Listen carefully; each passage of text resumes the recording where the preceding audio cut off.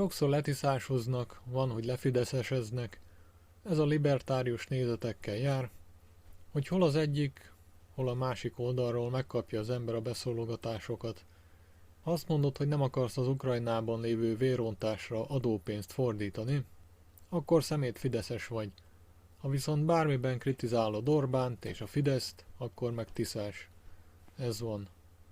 De most térjünk a tárgyra.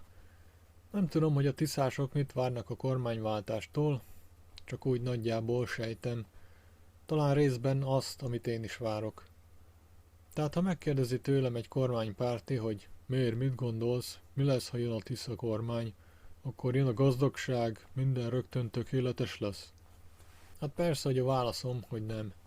Én nem számítok olyasmire.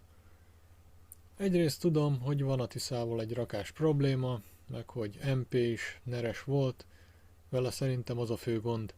A többi nem igazán érdekelne vele kapcsolatban. Igaz, annyira komoly másfogást a kormány propaganda sem talál rajta, ezért próbálják butaságokkal macskolni, hogy például nadrágot igazított a tévében, meg ülés dohányzik, vagy hogy buliba ment, esetleg, hogy a volt barátnőjével lefeküdt. A lényeg, hogy neres volt, és személy szerint én ezért nem bíznék benne túlzottan. Akkor mire is számítanék egy Tisza győzelemnél? Az biztos, hogy a gyűlöletpropaganda akkor sem fog megszűnni teljesen, ha jön egy kormányváltás. Több 10 000 milliárd forint tűnt el a semmibe, úgyhogy a kormány azt a pénzt eltette. Nem csak Mészárosnál van az a pénz, meg Tiborcnál, hanem mindenfelé. Úgyhogy gondolom, ha bukik a Fidesz, akkor is van vagy 100 évre elegendő pénzük. Annyit loptak el az államkasszából 16 év alatt, annyit tudnak propagandára költeni ezután is. Úgyhogy ez a gyűlöletkeltés, ami most van, ez nem fog megállni teljesen. Viszont részben mégis. Mert nem lesz több az M1-en és a többi állami tévécsatornákon, a rádióban, meg a sajtóorgánumokban, a híradó, a Kossuth Rádió, meg a többi Facebook oldalán. Ez is hatalmas előrelépés. A nyugdíjasok nézik az M1-et, azokat nem tartja majd rettegésben többé a köztévé, legalább 4 évig. Szóval ott nem lesz gyűlöletkeltés és háborús riogatás. A másik az, hogy az EU rekorder korrupciót visszaszoríthatja az új kormányzat.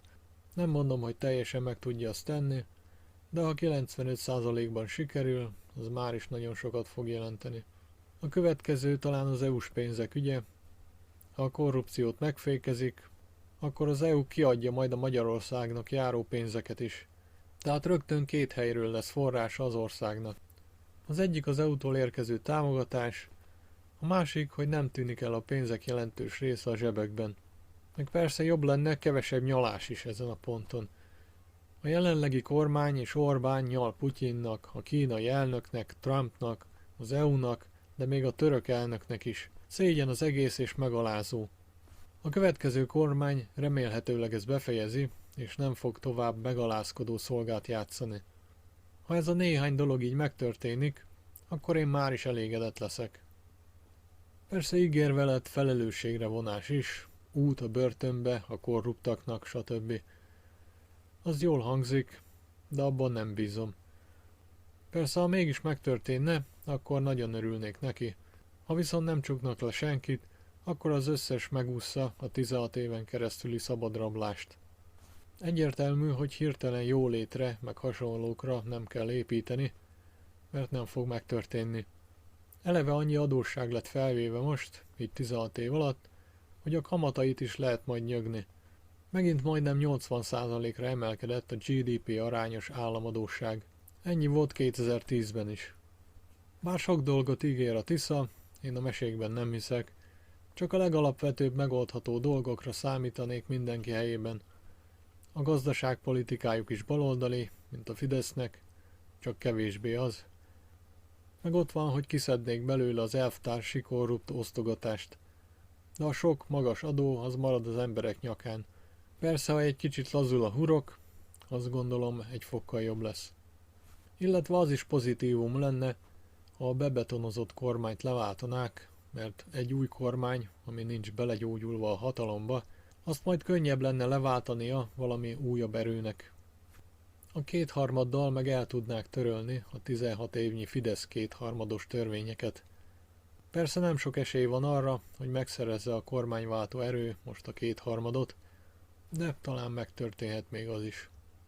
Szóval igazából csak azért a Tisza, mert a többi gyenge. Az MHM lenne kormányváltó helyzetben, vagy a Momentum, a Kutyapárt, vagy akármelyik, akkor az is mindegy lenne. Akkor azoknak drukkolnék most. Valójában nincs olyan párt, amiben látnám azt, hogy engem például képviselne. De ha a Fidesz kormányt leváltja, akkor oké, nekem most csak az számít. Emiatt ez nem tiszaság, meg tiszásosság, hanem egyszerűen csak Fidesz ellenesség. Most már nagyon elég volt a narancskomcsikból, ideje, hogy eltűnjenek. Legyen helyettük valami más. Meglátjuk, hogy mi fog történni. Már csak körülbelül 5 hét van hátra a választásokig.